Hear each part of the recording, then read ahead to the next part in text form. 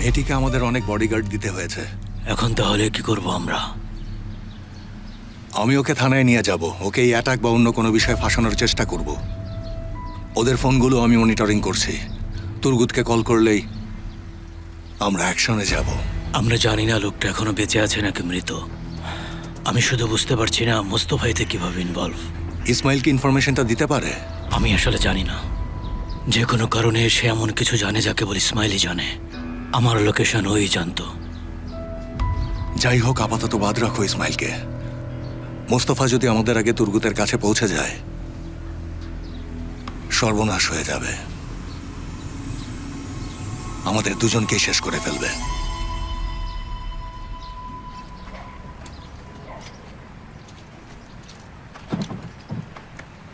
ঠিক আছে, আরাম লাগছে? ওকে।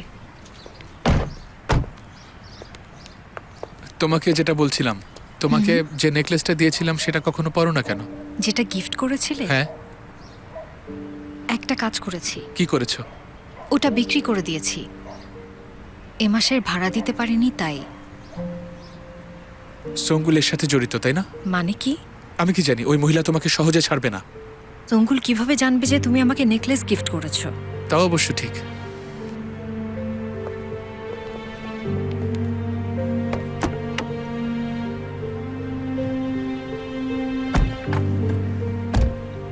তাহলে কোথায় যাচ্ছি আমরা, বলবেন আমাদের?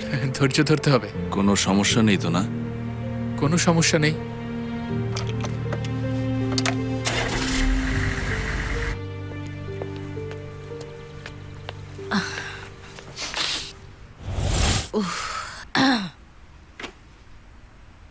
ও, জুলফিকারের রাজহাঁস আবার এসেছে। দেখছি কি করা যায়। বাড়িটা দেখছি বিগ বসের সেট হয়ে যাচ্ছে। ঠিক আছে, পরে কথা হবে। So sorry. আমি ডিভোর্সের অ্যাপ্লাই করেছি। তার মানে তুমি ডিটারমাইন্ড? কি করব আমি? আমার সাথে সে প্রতারণা করেছে। তাহলে ঠিকই করেছো। জুলফিকারের কাছে গিয়েছিলাম, কিছুক্ষণ কথা হয়েছে। তাকে খুব কনফিউজড মনে হলো। কি বললো সে? আমার মনে হয় তার জীবনে কেউ একজন আছে। তার গার্লফ্রেন্ড? কিছুই বলল না। ওর চোখে আমি দেখেছি সে এখনো আমাকে ভালোবাসে, আমাকে ভুলে যায়নি। জানো, আমাকে প্রিয়তমা বলেছে, সবসময় এটা বলতো। প্রিয়তমা বলেছ না? আমি প্রেস করছি। Thank you so much. Welcome. কি হয়েছে? আমিও ঠিক বুঝতে পারলাম না, ব্যাকটেরিয়া বা ভাইরাস জনিত। জি, এটা এরকমই। হ্যাঁ, হসপিটালে এরকম ঘটে ভেন্টিলেশনের কারণে। এটা একজন নার্সের শরীরে পাওয়া গেছে, সেই কারণে তারা সবার ব্লাড স্যাম্পল চাইছে। ঠিক আছে, আমিও দিয়ে দেবো। আমি আপনার ওয়েট করছিলাম। ঠিক আছে, আমি আসছি। Thank you. তুমি ঠিক আছো আয়েশা? ডিস্টার্ব মনে হচ্ছে? না না, ঠিক আছে, কিছুই হয়নি। আয়েশা, এইমাত্র একজন পেশেন্ট এসেছে। একটা গাড়ি তাকে ধাক্কা দিয়েছে। কি অবস্থা ওনার? খুবই বাজে, তার সব হাড়গোড় ভেঙে গেছে। আচ্ছা, আমি বলছিলাম যে তুমি যদি ওনাকে একটু দেখতে। ফ্র্যাকচারের পেশেন্টকে আমি কি করে দেখবো? এটা কিন্তু একটা ইন্টারেস্টিং কেস, তোমার এটা দেখা উচিত। ওই রুমে। ঠিক আছে।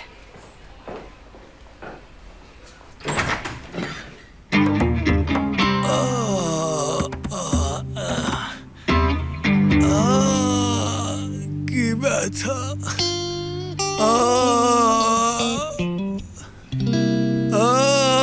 কি ব্যথা! কি ব্যথা! কি মনে হয় আরেকটা সুযোগ পাবো? অবশ্যই অবশ্যই, কেন নয়? কেন নয় আলিফ? আমি আসলে জানি না, সবকিছুর জন্য আমিই দায়ী। বন্ধু, আরে প্রেসিডেন্ট সাহেব, কি খবর আপনার? চলুন আমরা বসি। চা হবে? হবে। গ্লাস হবে একটা? সেটাও হবে। আগে এক কাপ চা তো খাই। ঠিক আছে। আয়শা, আয়শা, আয়শা, আয়শা, তুমি সত্যি এটা করেছো? মেলিসার সাথে প্রতারণা করেছো? কিসের প্রতারণা? অ্যাম্বুলেন্স খুব কষ্টে এখানে পৌঁছাতে পেরেছে। আমার সব হাড় ভেঙে গেছে, এমনকি কনিষ্ঠ আঙুল পর্যন্ত। ওরা আমাকে ৩,৭৫৬টি সেলাই দিয়েছে। আয়শা, কোন প্রতারণার কথা বলছো? তোমার মাথাটাও ফাটা দরকার ছিল। সারা গায়ে কি করেছে এসব? আয়শা, তুমি যা ভাবছো বিষয়টা তা না। তুমি ওই ফোনে একটা ভিডিও আছে, দেখো ওটা। দেখো দেখো ভিডিওটা, দেখো দেখো ভিডিওটা। কি করছেন আপনি? প্লিজ। তার কাছে এমন কি আছে যে আমার নেই? আপনি খুব ভালো মেয়ে, আমি অস্বীকার করতে পারবো না যে আপনি খুব ভালো মেয়ে, কিন্তু আমি আয়শাকে ভালোবাসি। তার কাছে এমন কি আছে যে আমার নেই? আপনার মনটা আমি ভাঙতে চাই না। অলরেডি সেটা ভেঙে গিয়েছে। আয়েশার সম্পর্কে বলো আমাকে। মাঝে মাঝে একটা লোক নিজেকে অসম্পূর্ণ ভাবে, তার জীবনের কোনো অর্থই নেই, সব শূন্য। জীবনের পথ ধরে জাস্ট চলতে থাকে। তারপর একজন আসে, তখন সবকিছুর অর্থ সে ফিরে পায়। তার পুনর্জন্ম হয়। পৃথিবীকে সে এমন চোখে দেখে যা সে আগে কখনো দেখেনি। জীবনের একটা উদ্দেশ্য খুঁজে পায়। এটাই আমার আয়শা, আমার ভালোবাসার সেই মানুষটা। শুধুমাত্র আমার জীবন না, আমার মৃত্যুরও একটাই অর্থ।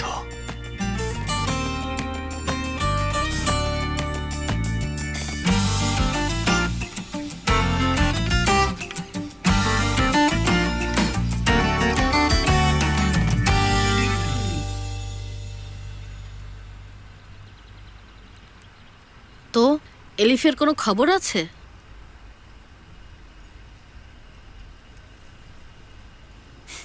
হ্যাঁ আছে, গত রাতে এসেছিল। কি কথা হলো? নিশ্চয়ই এখনো তোমাকে ভালোবাসে। আরে না, সেরকম কোনো ব্যাপার নেই। সেরকম কোনো ব্যাপার না থাকলে সে কেন ফিরে আসবে? তুমি তাই বলছো?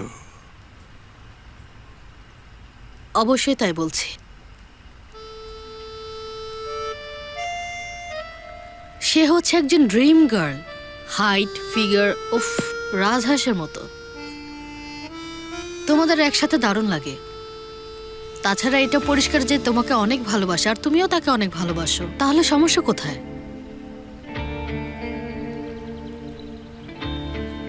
এটাই সমস্যা। কি? আসলে আমি জানি না।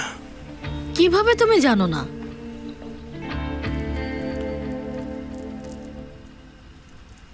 দেখো, সবকিছু অনেক বদলে গেছে। আগে বিষয় ছিল আলাদা, এখন সম্পূর্ণ আলাদা। তোমার মাথার উপর কিছু পড়েছে নাকি? হ্যাঁ, না। তুমি কি এখন আমাকে এলিফের সাথে খুশি থাকতে বলছো? হ্যাঁ। কেন? কেন মানে? তুমি কি অন্য কিছু শুনতে চাও? হতে পারে।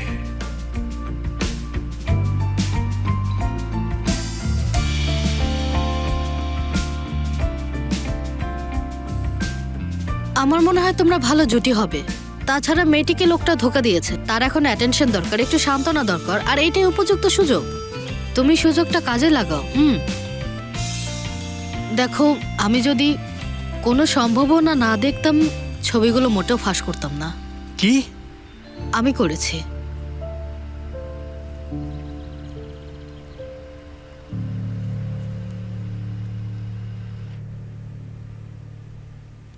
কোনো ব্যথা আছে? একটু ঘোরাচ্ছি আর কি। এখন তুমি পারফেক্ট। মোস্তফা তোপাল।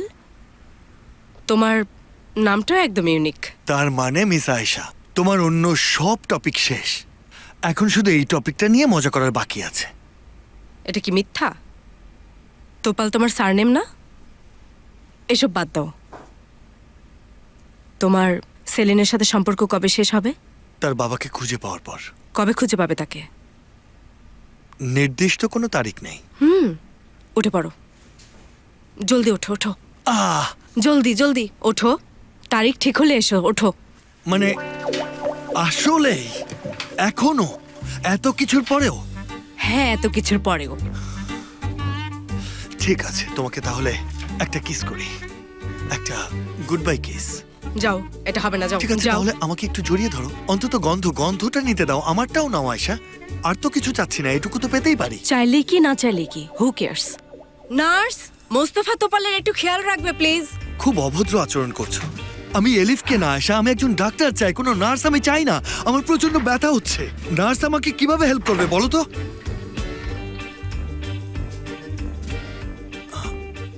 একটু ব্যথা করছে।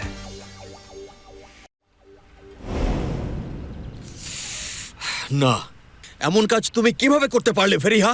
এটা তোমার জন্য করেছি। মেয়েটিকে দেখে তোমার চোখ জলজল করছিল। এটা কি মিথ্যে? তুমিই তো চাইতে ওদের সম্পর্ক ভেঙে যাক। না, চাইনি। কেন চাইবো আমি? সে একজন ম্যারিড মেয়ে, যার ফ্যামিলি আছে। আমি চেয়েছি সে সুখী হোক। তাহলে কেন তুমি লোকটাকে মারতে গিয়েছিলে? রাস্তায় কাউকে দেখে আমি এমনিতে মারধর করতেই পারি, এটা বড় বিষয় না। তাছাড়া প্রতারণাকে আমি সবচেয়ে বেশি ঘৃণা করি, সেটা তুমি জানো না? আরে সবকিছু ভুলে এখন আমার কথা শোনো। একটা ফুলের তোড়া নেবে, ঠিক আছে? এরপর মেয়েটির দরজায় গিয়ে দাঁড়াবে, ব্যাস শেষ।